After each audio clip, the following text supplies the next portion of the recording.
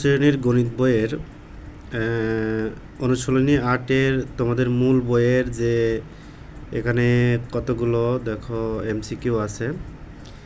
এই যে অনুশীলনী 8, তো আমি গত ভিডিওতে একটা আমি 8 পর্যন্ত করেছিলাম, আজকে 9 থেকে শুরু করব। এখানে দেখো একটা দেওয়া আছে, এখানে একটা উদ্দীপক দেওয়া আছে। তো এখানে কিছু উপাত্ত দেওয়া আছে 8, 10, 16, 14, 16, 20। তো কোনো পরিসংখ্যানের কোনো অঙ্ক করতে গেলে প্রথমেই তোমাকে দেখতে হবে যে উপাত্ত দেওয়া থাকবে সেই উপাত্তটা সাজানো আছে কিনা। তো বন্ধুরা দেখো 8, 10, 16, ঠিক আছে। 8-এর বড় 10, 10-এর বড় 16, 16-এর বড় তো 14 না, তার মানে 14টা অবশ্যই এখানে হওয়ার কথা ছিল। সুতরাং এই উপাত্তটা সাজানো নয়। তো এটা আমরা একটু সাজিয়ে নিই, প্রথমেই সাজিয়ে নিতে হবে কিন্তু, ঠিক আছে। তারপরে তোমরা অঙ্ক করবে। প্রথমে হবে 8, তারপরে হবে হচ্ছে 10,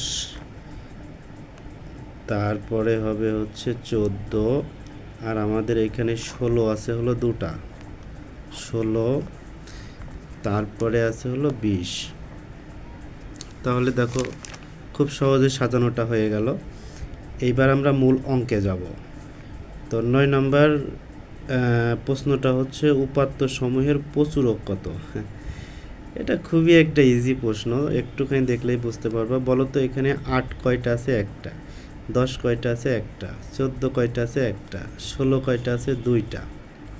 16 কিন্তু আছে দুইটা, আর 20 আছে একটা। তার মানে কোন সংখ্যাটা সবচেয়ে বেশি পরিমাণে আছে? সেটা হলো 16, কারণ 16 আছে দুইটা আর বাকিগুলো সব একটা একটা করে। তাহলে অবশ্যই আমাদের প্রচুরক হলো 16। খুব ইজি। এরপরে দেখো মধ্যক। 10 নম্বরে বলছে মধ্যক নির্ণয় করো। তো আমি মধ্যক নির্ণয় করার বেশ কয়েকটি ভিডিও দিয়েছি, তোমরা একটু দেখে নিও। তারপরে আমি এখানে দেখাচ্ছি। মধ্যক নির্ণয় করতে গেলে এই যে এইটারই মধ্যক নির্ণয় করতে বলছে। তো মধ্যক নির্ণয় করতে গেলে আমাদের কি করতে হবে? উভয় পাশ থেকে সমান সংখ্যক সংখ্যা বাদ দিতে হবে। তো আমি এই পাশ থেকে মনে করি 2টাকে বাদ দিলাম, এই পাশ থেকে 2টা বাদ দিলাম, আর এই শেষের থেকে 2টা বাদ দিলাম, 2টা বাদ দিলাম, এগুলো বাদ। তাহলে 8 থাকলো 2টা। তো এখন এই 2টার মধ্যে যদি এখান থেকে একটা বাদ দিই আর এইখান থেকে একটা বাদ দিই, তাহলে তার কিছুই থাকবে না। তো সুতরাং যখন 2টা থাকবে, উভয় পাশ থেকে সমান সংখ্যক বাদ দিয়ে যখন 2টা থাকবে, তখন ওই 2টা আমরা যোগ করে দেব, এই 2টা আমরা যোগ করে দেব। তাহলে দেখো তো 16 যোগ 14, তাহলে যোগ করলে হয় 0, বুঝতে, যোগ করলে হয় হচ্ছে 0, 30 হয়, তাই না? 30 হয়। এইটাকে আবার 2 দিয়ে ভাগ করে দেব, তার মানে আমাদের আনসার আসে হলো 15। তো এই উপাত্তের মধ্যক হলো আমাদের কোনটা? এই যে 15। এরপরে বলছে গড়। 11 নম্বরটা বলছে গড় করো। তো আমাদের সেই উপাত্তটা আমরা আরেকবার দেখি, আরেকবার লিখে নিই। 8, 10, তারপরে 14, 16। তো তোমরা কি করবা? এই যে উপাত্ত আছে, এই উপাত্তগুলোকে কি করে দিবা? যোগ করে দিবা। উপাত্তগুলোকে সবগুলো যোগ করে দিবা। তো যোগ করার পরে যে রেজাল্ট আসবে, মোট এখানে কয়টা সংখ্যা আছে সেটা গুনে নিবা। 1, 2, 3, 4, 5, 6, মোট 6টা সংখ্যা আছে। 6টা আছে। কয়টা আছে? 6টা। তো এই 6 দিয়ে এখানে যে যোগ করে যাওয়া হবে ওটাকে ভাগ করে দিলে যেটা আসবে ওটাই হচ্ছে উত্তর। আমি এটা করালাম না, তোমরা নিজেরা একটু প্র্যাকটিস করে নিও। চলো বন্ধুরা, আমরা পরবর্তী অধ্যায়ে যাই। পরবর্তী কি এমসিকিউ আছে? আচ্ছা, এখানে পরবর্তী 12 নম্বরে একটা এমসিকিউ আছে। দেখো, উপাত্তগুলোর সঠিক তথ্য হলো এই যে আমাদের সেই উপাত্ত। তো প্রথমে বলছে সর্বোচ্চ নম্বর 16। দেখো তো বন্ধুরা, এখানে কি সর্বোচ্চ নম্বর 16? না, এখানে সর্বোচ্চ সংখ্যা হলো 20।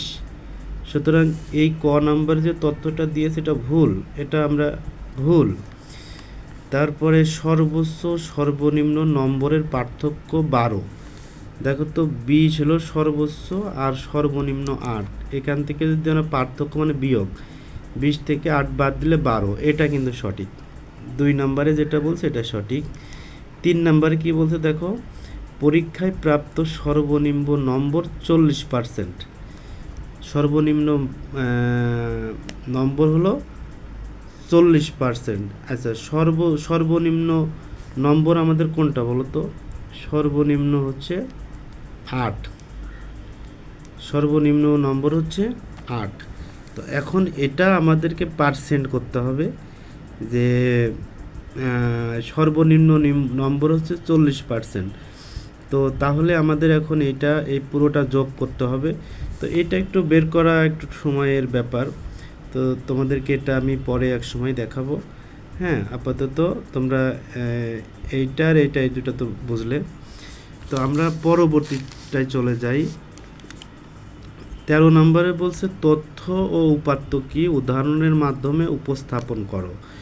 আচ্ছা, তথ্য উপাত্ত, এরপরে হচ্ছে বেশ একটা অঙ্ক আছে।